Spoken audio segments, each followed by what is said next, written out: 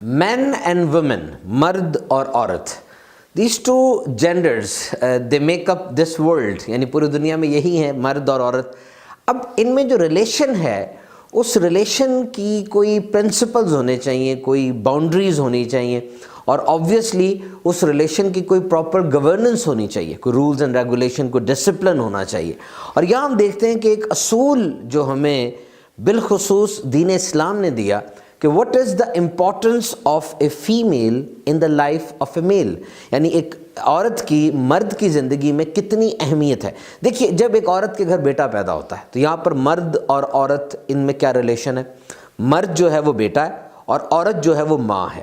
اب یہاں پر how this woman is going to complete the life of a man and what is her importance, یہ جو ماں ہے, عورت ہے, اس کے قدموں تلے اس مرد کی جنت ہے. کتنا ڈیپ کانٹیکٹ ہے. اور یہ مرد جو اس کا بیٹا ہے, یہ اس کے چہرے کی طرف نگاہ کرے, اس کی عزت کرے, اس کا ادب کرے تو اس پہ جنت کی بشارت ہے. اتنا بڑا ریوارڈ پرومسڈ ہے. اب یہ جو مرد جو بیٹا ہے یہ تھوڑا بڑا ہوگا تو اس کی زندگی میں عورت جو کسی اور روپ سے آئے گی وہ ہے بہن. اب یہاں پر یہ بہن اپنے بھائی کے لیے کتنا منافع بخش ہے, کتنا اس کو فائدہ دے رہی ہے کہ اگر وہ اپنی بہن کی کفالت کرتا ہے, اس کا خیال رکھتا ہے, اس کی پرورش کرتا ہے تو اس پر اسے صدقے کا ثواب ہے اور اس پر بھی اس کو اللہ تعالیٰ کی رضامندی ملے گی. اب یہ مرد اور بڑا ہوتا ہے تو عورت اس کے زندگی میں اور ایک روپ سے آ رہی ہے اور وہ ہے اس کی بیوی, اس کی زوجہ. تو یہاں پہلے فرمایا گیا کہ جس نے نکاح کیا اس نے اپنا آدھا ایمان بچا لیا. Now how important is that he is going to save and procure and secure half of his belief, اور باقی آدھے کے بارے میں وہ اللہ سے ڈرے.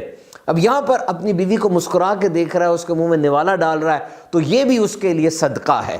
تو how he is depending upon her, اور وہ اس کی بیوی اس کے ساتھ مل کر اس کی انسیت بڑھتی ہے, اس کی لائف میں چینجنگز آتی ہیں. اور اب اس کے بعد عورت ایک اور روپ میں اس کی زندگی میں آ رہی ہے اور وہ ہے بیٹی.